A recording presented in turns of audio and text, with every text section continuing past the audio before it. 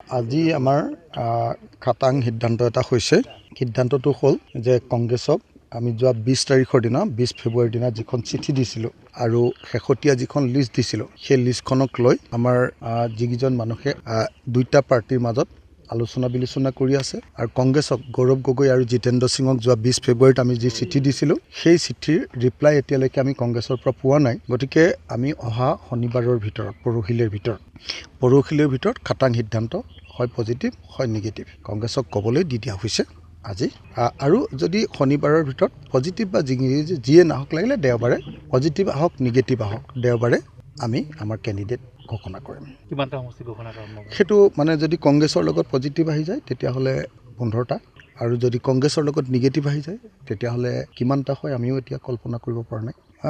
গতিকে আমাৰ পৰা স্পষ্ট কথা, আকৌ মই ৰিপিট কৰি দিছোঁ, শনিবাৰলৈকে আমাৰ চোৱাৰ সিদ্ধান্ত হৈছে। শনিবাৰৰ ভিতৰত কংগ্ৰেছৰ পৰা ৰেছপন্স যদি আহি যায়, ইতিবাচক সঁহাৰি যদি আহি যায় তেতিয়াহ'লে আমি 15টাত যে খেলিম বুলি কৈছোঁ 15টাতকৈ এটা উচিত আমি বেছিকৈ নিদিওঁ। আৰু যদি কংগ্ৰেছৰ পৰা নেতিবাচক খবৰ আহে বা খবৰ নাহে শনিবাৰৰ ভিতৰত তেতিয়াহ'লে দেওবাৰে আমাৰ কেণ্ডিডেটছাৰ ঘোষণা কৰা হ'ব।